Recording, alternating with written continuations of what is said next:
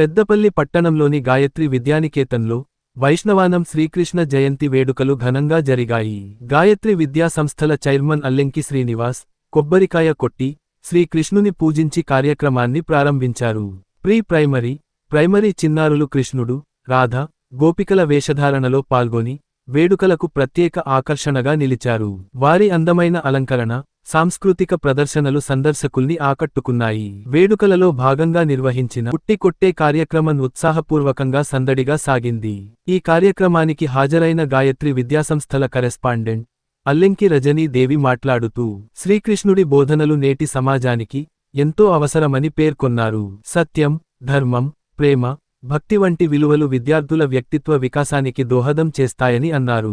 పండుగలు మన సంస్కృతిని, సంప్రదాయాలను పిల్లలకు పరిచయం చేస్తాయని, వాటి ద్వారా మానవతా విలువలు పెంపొందుతాయని తెలిపారు. ఈ కార్యక్రమంలో ప్రిన్సిపాల్ విజయ్, ఉపాధ్యాయ బృందం, విద్యార్థులు, తల్లిదండ్రులు పాల్గొని వేడుకలను విజయవంతం చేశారు. విద్యానికేతనంలో ద్రవిడ సాంప్రదాయాన్ని మరియు వైష్ణవ సాంప్రదాయాన్ని అనుసరించి కృష్ణాష్టమి వేడుకలను నిర్వహించుకోవడం జరిగింది.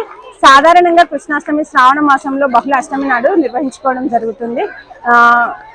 ద్రవిడ సాంప్రదాయం ప్రకారమైన, వైష్ణవ సాంప్రదాయం ప్రకారమైన అష్టమి తిథి మరియు నవమి తిథి రోహిణి నక్షత్రాన ఉన్న రోజును కృష్ణాష్టమిగా నిర్వహించుకుంటారు. అది రేపు ఉదయం ఉంది కావున ఈ రోజు మా పాఠశాలలో నిర్వహించుకోవడం జరుగుతుంది. శ్రీకృష్ణుని యొక్క బాల్యం చాలా అమూల్యమైనది, అమోఘమైనది.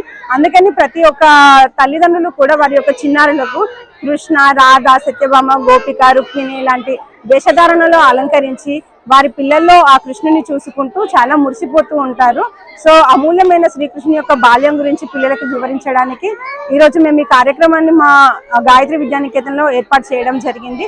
ఈ కార్యక్రమంలో విద్యార్థులంతా కూడా ఎంతో ఉత్సాహంగా, ఆనందంగా పాల్గొన్నారు. ఈ కార్యక్రమంలో పాల్గొన్న విద్యార్థులకు వారి యొక్క తల్లిదండ్రులకు అందరికీ కూడా ధన్యవాదాలు తెలియజేస్తున్నాము. కృష్ణుని యొక్క తత్వం చాలా గొప్పనైనది. మన నిత్య జీవితంలో మనం అనుసరించదగిన భగవద్గీతను, ఎన్నో సమస్యలకు పరిష్కారం సూచించే భగవద్గీతను సూచించింది మనకు శ్రీకృష్ణ భగవానుడే. సో అందుకని చెప్పేసి